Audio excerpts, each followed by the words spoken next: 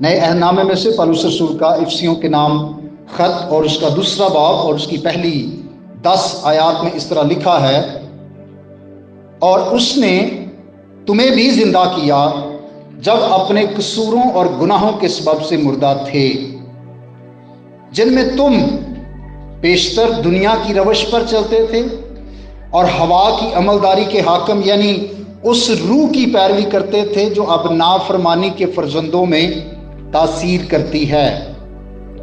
ان میں ہم بھی سب کے سب پہلے اپنے جسم کی خواہشوں میں زندگی گزارتے اور جسم اور عقل کے ارادے پورے کرتے تھے، اور دوسروں کی مانند طبعی طور پر غضب کے فرزند تھے، مگر خدا نے اپنے رحم کی دولت سے اس بڑی محبت کے سبب سے جو اس نے ہم سے کی، جب قصوروں کے سبب سے مردہ ہی تھے تو ہم کو مسیح کے ساتھ زندہ کیا۔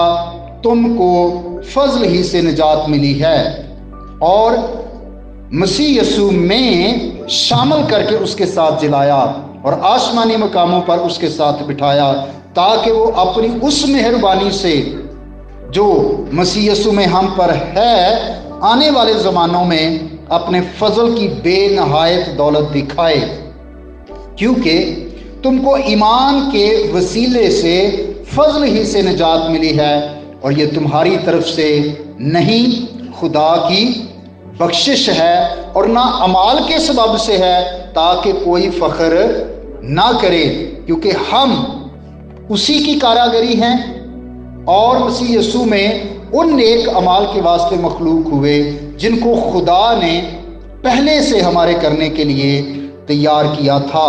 خدا کے کلام کا پڑھا اور سنا جانا ہم سب کے لیے باعث برکت ہو۔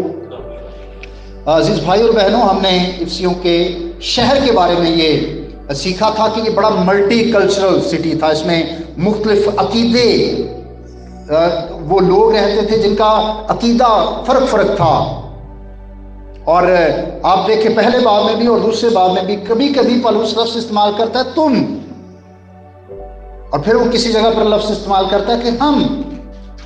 تو یاد رکھیے کہ جب وہ تم کا لفظ استعمال کرتا ہے تو وہ غیر قوموں سے مخاطب ہے، یعنی جو غیر یہودی لوگ تھے، اور جب وہ ہم کا لفظ استعمال کرتا ہے تو اس سے مراد ہے یہودی لوگ۔ اب جب دوسرے باب کا آغاز ہوتا ہے تو وہ کہتا ہے کہ اس نے تمہیں بھی زندہ کیا، تو مراد یہ ہے کہ اب پولس رسول غیر جو یہودی ہیں، جو غیر قومیں ہیں، وہ ان سے مخاطب ہے کہ تمہیں زندہ کیا گیا ہے، کیونکہ تم تو اپنے قصوروں اور گناہوں کے سبب سے مردہ تھے۔ گویا یہاں پر زندگی کی بات ہے کہ زندہ کیا گیا ہے، اور ان 10 آیات کا جو ہم مطالعہ کریں گے وہ ان کا مضمون ہے نئی زندگی۔ ہمارا جو مضمون ہوگا آج کا وہ کیا ہے؟ نئی زندگی، اور 3 باتیں ہم نئی زندگی کے بارے میں یہاں پر سیکھیں گے، جن میں سب سے پہلی بات یہ ہے کہ نئی زندگی سے پہلے کیا تھے۔ زندگی سے پہلے موت کا یہاں پر ذکر کیا گیا ہے، اور جب میں ان پہلی 3-4 آیات کو دیکھتا ہوں تو مجھے پیدائش پہلا باب یاد آ جاتا ہے۔ اب دیکھیں وہاں پر کیا تھا کہ جو پیدائش پہلے باب کی دوسری آیت بتاتی ہے کہ زمین ویران اور سنسان تھی، وہاں پر ہمیں تباہی اور ویرانی کا ذکر ملتا ہے کہ وہاں پر جب سب کچھ تباہ تھا، ویران تھا اس وقت، اور پھر جب ہم مسیح میں آنے سے پہلے نئی زندگی سے پہلے کی زندگی کو دیکھتے ہیں تو انسان کی زندگی میں بھی ویرانی اور تباہی ہے، اور لکھا ہے کہ تم کیا تھے کہ دنیا کی روش پر چلتے تھے، ابلیس کی پیروی کرتے تھے، جسم کی خواہشوں کو پورا کرتے تھے، مردہ تھے اور غضب کے فرزند تھے۔ اب ایک زندگی جو خدا سے دور ہے اس کی حالت کو بیان کیا کہ جیسے پیدائش میں نا کہ زمین ویران اور سنسان تھی، یہاں پر انسان کے بارے میں بتایا گیا ہے کہ انسان کیسا ہے، وہ اپنے قصوروں اور گناہوں کے سبب سے مردہ ہے، اور وہ دنیا کی روش پر چلتا ہے، وہ ابلیس کی پیروی کرتا ہے، جسم کی خواہشیں جیسے اس کو ابھارتی ہیں ویسی وہ زندگی گزارتا ہے، اور وہ غضب کا شکار ہے۔ پھر ہم دیکھتے ہیں خدا کام کرتا ہوا نظر آتا ہے کہ خدا کی روح پانیوں کی سطح پر جنبش کرتی تھی۔ اب خدا نے اپنا کردار ادا کیا، اور جب ہم چوتھی آیت سے دیکھتے ہیں تو یہاں پر بھی خدا اپنا کردار ادا کرتے ہوئے نظر آتا ہے۔ وہاں پر بھی نئی زندگی کا آغاز ہے نا، نئی زندگی ہے۔ سب کچھ تو ویران تھا، سنسان تھا، گہراؤں کے اوپر اندھیرا تھا، لیکن خدا نے اپنا کردار ادا کیا اور خدا کی روح پانیوں کی سطح پر جنبش کرتی تھی۔ اب یہاں پر بھی جب گناہ اور قصوروں کے سبب سے انسان مردہ حالت میں تھا تو خدا نے اپنا کردار ادا کیا اور خدا نے محبت رکھی، اور جب وہاں پر خدا نے سب کچھ تخلیق کیا، خدا کے کہنے سے سب کچھ وجود میں آیا، تو یہاں پر بھی دیکھیں کہ خدا نے ہی ہماری نجات کا بندوبست کیا ہے۔ خدا نے ہی اپنے بیٹے یسوع مسیح کے وسیلہ سے ہمیں نئی زندگی دی ہے۔ وہاں پر بھی کلمے کے وسیلہ سے سب کچھ ممکن ہوا۔ خدا نے کہا روشنی ہو جا، خدا کے منہ سے الفاظ نکلے، کلمہ نکلا، کلمے کے سبب سے سب کچھ وجود میں آیا، اور وہ کلام، وہ کلمہ مجسم ہوا، ہمارے درمیان رہا۔ ہم نے اس کا ایسا جلال دیکھا جیسا باپ کے لوتے کا جلال۔ کلام جو مجسم کلام ہے وہ یسوع مسیح ہے۔ پیدائش کی کتاب میں بتاتی ہے کہ دنیا میں جو کچھ بھی بنا ہے وہ کلمے کے وسیلہ سے بنا ہے۔ یوحنا کی انجیل بتاتی ہے کہ کلمے نے جسم اختیار کیا، انسان بن کر آ گیا، اور یہاں پر پالوس افسیوں کی کلیسیا کو بتاتا ہے کہ یہ جو نئی زندگی ملی ہے نا، یسوع مسیح کے وسیلہ سے ملی ہے۔ اب دوسری بات جو ہمیں یہاں پر سے ملتی ہے، آپ دیکھیں گو کہ دوسرے باب کا آغاز ہوتا ہے، ایک نیا چیپٹر ہے، لیکن یہ کنیکٹڈ ہے پچھلے باب کے ساتھ، جڑا ہوا ہے۔ اب پچھلے باب کا جو اختتام ہے وہ ہوتا ہے یسوع مسیح کے جی اٹھنے پر، یسوع مسیح کے اٹھائے جانے پر، اور اس اختیار پر کہ وہ باپ کی داہنی طرف۔ ابھی ہم رسولوں کا عقیدہ پڑھ رہے تھے نا، اور ہم رسولوں کے عقیدہ میں یہ اپنے ایمان کا اظہار کرتے ہیں کہ اس نے پینتوس پلاطوس کے عہد میں دکھ اٹھایا۔ یہ ہمارا عقیدہ ہے، ہمارا ایمان ہے اس پر۔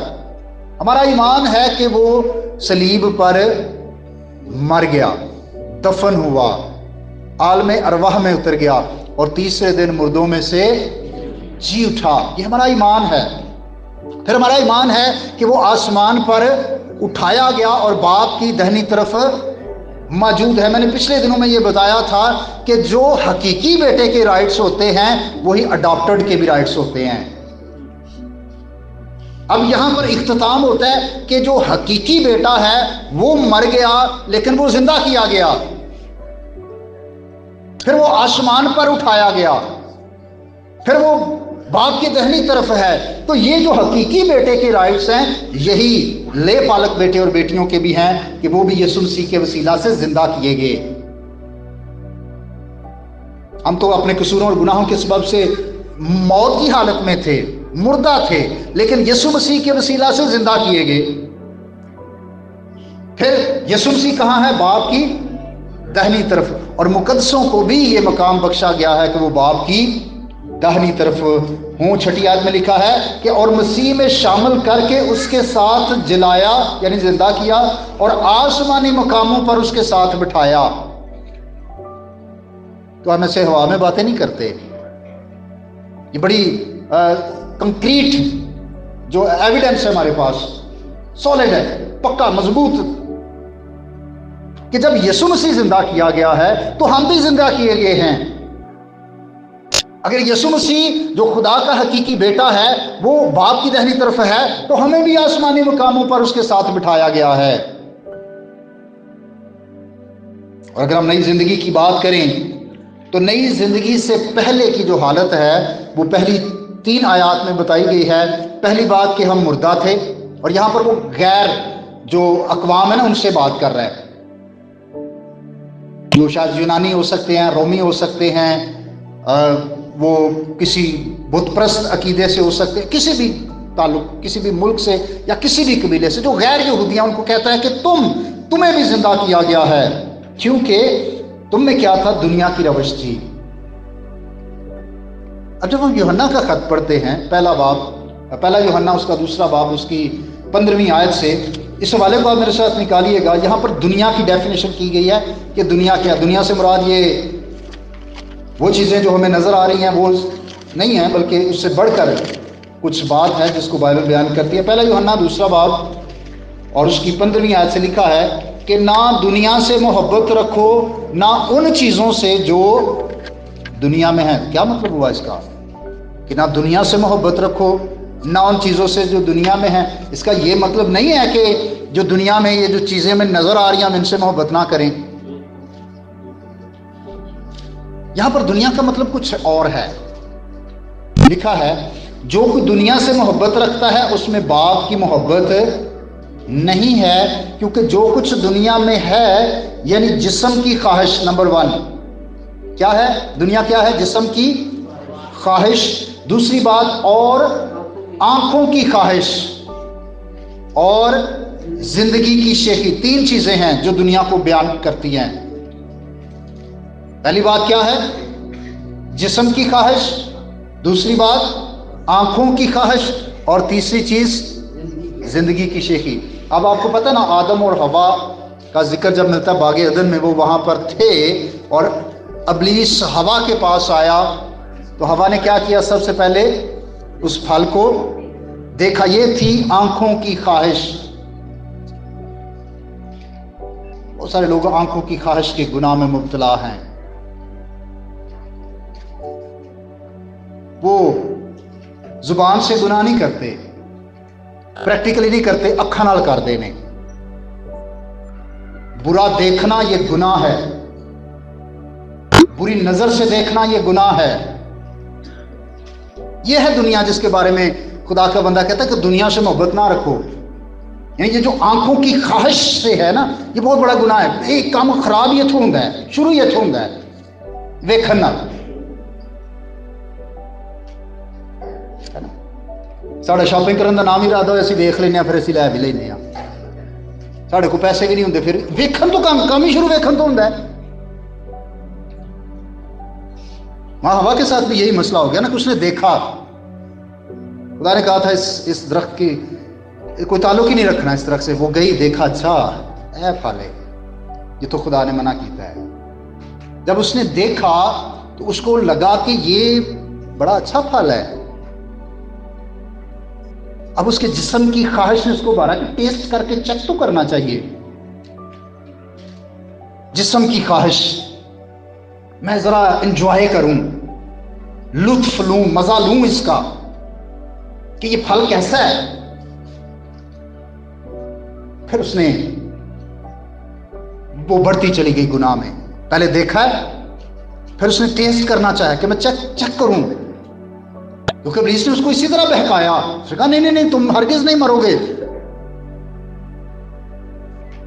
और फिर तीसरी चीज आ गई, जिंदगी की शेखी। असी तो फिर खुदा वांगू बन जावांगे। और यही दुनिया है जिसके बारे में यूहन्ना रसूल कहते हैं कि ना दुनिया से मोहब्बत रखो, ना दुनिया की चीजों से, क्योंकि जो दुनिया में है, जो दुनिया से मोहब्बत रखता है उसमें बाप की मोहब्बत नहीं है।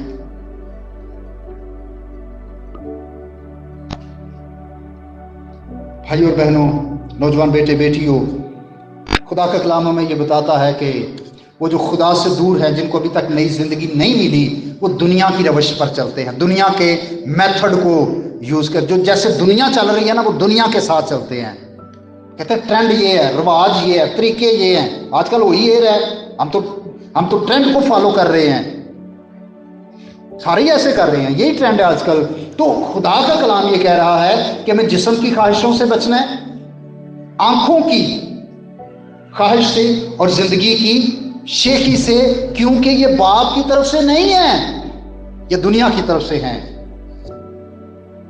और 17वीं आयत में लिखा है कि दुनिया और उसकी ख्वाहिश दोनों मिटती जाती हैं, लेकिन जो खुदा की मर्जी पर चलता है वो अब तक कायम रहेगा। सो नई जिंदगी में आने से पहले ना सिर्फ हम मुर्दा थे, बल्कि दुनिया के तौर तरीके पर चलते थे। अब दूसरी बात, لکھا ہے ہوا کی عملداری کے حاکم، یعنی اس روح کی پیروی کرتے تھے جو اب نافرمانی کے فرزندوں میں تاثیر کرتی ہے۔ یاد رکھیے یہاں پر ابلیس انسان کے 3 دشمن بتائے گئے ہیں۔ پہلی دشمن دنیا ہے۔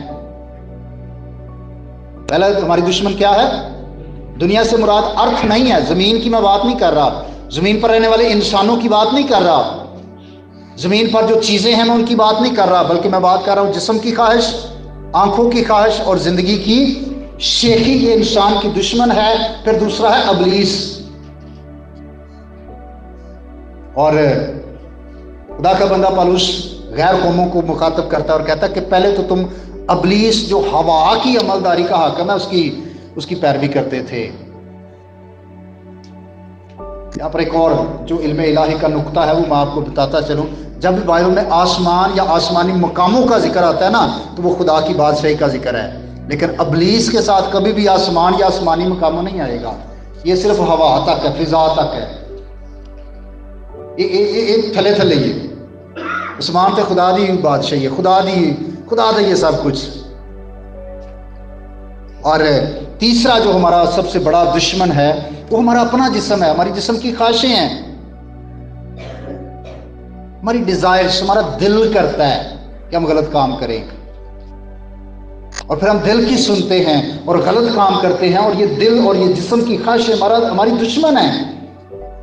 اور تیسری آیت میں کہتا ہے پالوس کہ ان میں ہم بھی، پہلے وہ غیر قوموں کی بات کر رہا ہے، وہ یہودیوں کی بکار ہے، کہتا ہے کوئی کو بہت زیادہ نہیں، اسی بھی ہم بھی اسی میں شریک ہیں کہ ہم کیا تھے کہ سب کے سب پہلے اپنے جسم کی خواہشوں میں زندگی گزارتے تھے۔ اس وجہ سے کیا تھے کہ ہم طبعی طور پر غضب کے فرزند تھے۔ اب چاہے کوئی یہودی ہے، غیر یہودی ہے، اسرائیلی ہے، غیر اسرائیلی ہے، سب کے سب خدا کے غضب کے فرزند ہیں جن کو نئی زندگی نہیں ملی۔ لیکن چوتھی آیت کا آغاز بڑا خوبصورت ہے، لفظ لکھا ہے مگر۔ اب پالوس تصویر کا دوسرا رخ دکھاتا ہے۔ ایک تو وہ بات بتاتا ہے کہ یہ ویرانی ہے، سنسانی ہے، جیسے پیدائش کی کتاب میں زمین ویران اور سنسان تھی، ایسے ہماری زندگی ویران اور سنسان تھی۔ مگر اب تصویر کا دوسرا رخ، جیسے پیدائش کی کتاب میں خدا نے کہا کہ روشنی ہو جا، خدا نے اندھیروں کو دور کیا، خدا نے موت کی حالت کو ختم کیا اور نئی زندگی شروع ہوئی۔ اب یہاں پر بھی خدا نے اپنے رحم کی دولت سے، اس بڑی محبت کے سبب سے جو اس نے ہم سے کی ہے۔ اب یہ ادیان عالم کا جب ہم مطالعہ کرتے ہیں نا دنیا کے مذاہب کا، تو ان کی جو تھیولوجی ہے، یعنی جو ان کی جو علم میں الہی ہے، جو وہ خدا کے بارے میں علم رکھتے ہیں، وہ کہتے ہیں کہ پہلے فرما برداری کرو پھر فضل ہوگا، دیکھ دیو تے تاں تڑ تے فضل ہوئے گا، ننگی پیری اوتھے جاؤ تے پھر فضل ہوئے گا۔ یہ دنیا کی تعلیم ہے، دنیا کے مذاہب اسی طرح کی تعلیم دیتے ہیں، اینے روزے رکھو تے تاں اے ہوئے گا، اینے چندے دیو تے تاں۔ یہ دنیا کی تعلیم ہے، یہ مذاہب کی تعلیم ہے کہ پہلے فرما برداری کرو پھر فضل ہوگا۔ وہ بھی پتہ نہیں ہوئے گا کہ نہیں ہوئے گا، لیکن پہلے فرما برداری کرو۔ لیکن جو مسیحیت کی تعلیم ہے وہ بالکل اس سے فرق ہے۔ دنیا کہتی ہے پہلے فرما برداری پھر فضل، بائبل کہتی ہے خدا نے پہلے فضل کیا ہے پھر وہ فرما برداری کا تقاضا کرتا ہے۔ بھائی اور بہنوں، یہی سب سے منفرد چیز ہے مسیحیت میں۔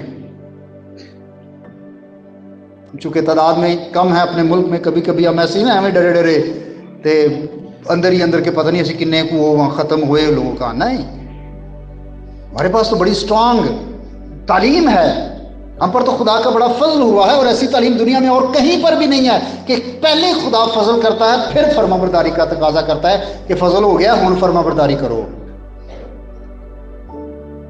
اور اس کے فضل کی بدولت ہی لکھا ہے کہ اس نے ہمیں مسیح کے ساتھ زندہ کیا، اس نے ہمیں مسیح کے ساتھ شامل کیا اور مسیح کے ساتھ آسمانی مقاموں پر بٹھایا۔ لیکن یہاں پر وہ ایک اور بات کی وضاحت کرتا ہے کہ یہ جو نئی زندگی ملی ہے، اس کے وسیلہ سے ہمیں جو اتنا بڑی برکت ملی ہے، اس کا سبب کیا ہے؟ اس کا سبب ہماری اپنی ذات نہیں ہے، جیسے بڑے بیبے بچے ساتھ خدا نے کہا چلو میں نے فضل کر دیا، نہیں، یہ ہمارے اپنے نیک اعمال کی وجہ سے ایسا نہیں ہوا۔ ٹھیک ہے کہ اگر تو ہم اپنے اعمال کے سبب سے ہوتا تو پھر تو ہم بڑا فخر کرتے پھرتے، سونا سینہ چوڑا کر کے پھر دے لو جی میں آپ بڑا چنگا سا، اس لیے خدا نے فضل کیتا ہے۔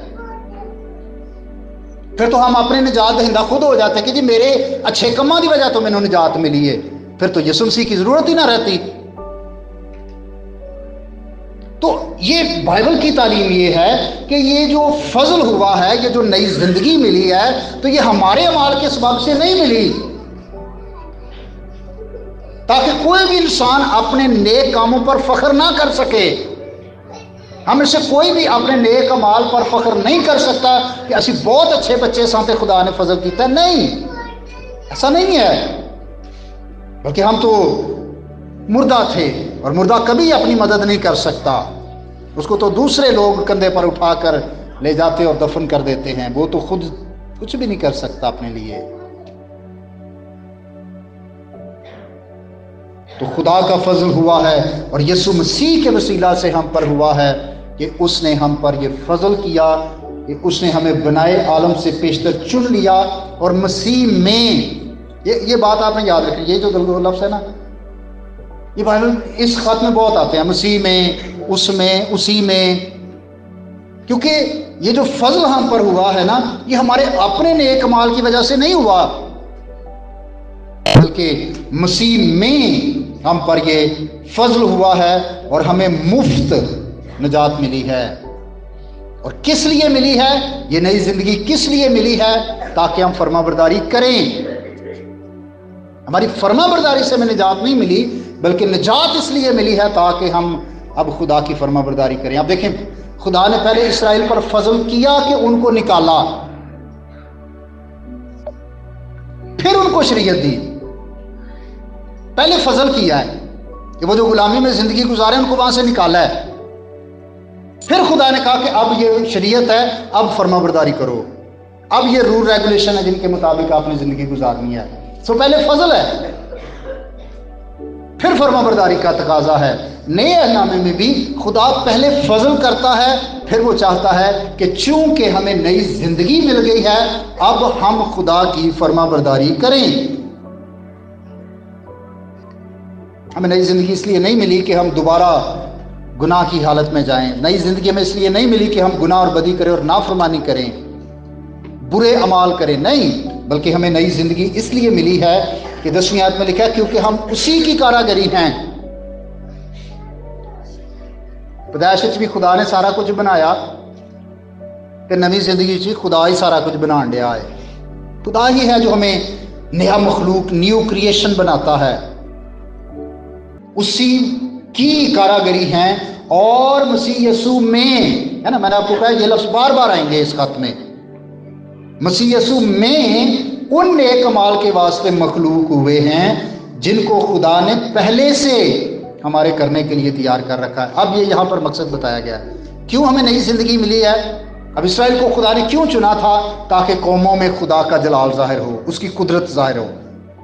اور بھائیو بہنوں، خدا نے ہمیں بھی آج اسی مقصد کے لیے چنا ہے، اپنے لوگ بنایا ہے، ہم پر فضل کیا ہے تاکہ ہم اس کا جلال قوموں، قبیلوں اور امتوں میں ظاہر کر سکیں۔ ہم جو ویران تھے، ہم موت کی حالت میں تھے، لیکن یسوع مسیح کے وسیلہ سے ہم پر فضل ہوا کہ مسیح یسوع اس دنیا میں آئے اور اس نے صلیب پر ہماری خاطر جان قربان کی۔ اس پر ایمان لانے کے وسیلہ سے ہمیں ہمیشہ کی زندگی ملتی ہے۔ اگر آج کوئی بھائی یا بہن ایسا ہے جس نے ابھی تک نئی زندگی کو حاصل نہیں کیا، اس کے لیے موقع ہے کہ وہ خدا کے بیٹے یسوع مسیح پر ایمان لائے اور اس پر ایمان لانے کے سبب سے زندگی کو حاصل کرے۔ اور ہم سب جو زندگی پا چکے ہیں، ہمیں جو نئی زندگی مل گئی ہے، تو کس مقصد کے لیے ملی ہے؟ فرما برداری کے لیے، نیک اعمال کے لیے، نیک کاموں کے لیے۔ ہم نیک اعمال نجات پانے کے لیے نہیں کرتے، ہم نیک اعمال اس لیے کرتے ہیں कि हमें निजात मिल चुकी है और हम उसकी शुक्रगुजारी के तौर पर नेक अमाल करते हैं। इसलिए भाई और बहनों, बहुत ज़रूरी है कि जिनको भी तक ज़िंदगी नहीं मिली, खुदा उनको भी बुलाता है, खुदा उनसे भी प्यार करता है। वो किसी की हलाकत नहीं चाहता, वो चाहता है कि सब उसके बेटे यीशु पर ईमान लाएं, नई ज़िंदगी को हासिल करें। और जो ज़िंदगी पा चुके हैं, भाई और बहन, मैं बार बार आपको ये कह रहा हूँ कि इस नई ज़िंदगी इसलिए मिली है कि अब हम फर्माबरदारी करें, अब हम नेक अमाल सर अंजाम दें और ये नेक अमाल शुक्रगुजारी के तौर पर हों। खुदा हमारी मदद करे कि हम जो नई ज़िंदगी पा चुके हैं, हम जो यीशु मसीह के वसीला से आसमानी मकामों को हासिल कर चुके हैं, हम जो उसके अडॉप्टेड बेटे और बेटियां हैं खुदा के, हम खुदा की उस मिरास को हासिल कर सकें। और हमें शुक्र अदा करना चाहिए कि वो मिल चुकी है। अब बयाना भी पाकरू दे दिया गया, बाकी भी सारा कुछ मिलेगा। आइए हम फर्माबरदारी के लिए अपने आप को तैयार करें कि हमें हर रोज हर बात में अपने खुदा की फर्माबरदारी करनी है, उसकी मर्जी के मुताबिक अपनी जिंदगियों को गुजारना है। खुदा आप सबको इस कलाम के वसीला से बरकत बख्शे, आमीन। अब तक हमारा चैनल सब्सक्राइब नहीं किया तो अभी सब्सक्राइब करें और बेल आइकॉन को क्लिक करके हमारी लेटेस्ट वीडियोस के बारे में अपडेट जानें।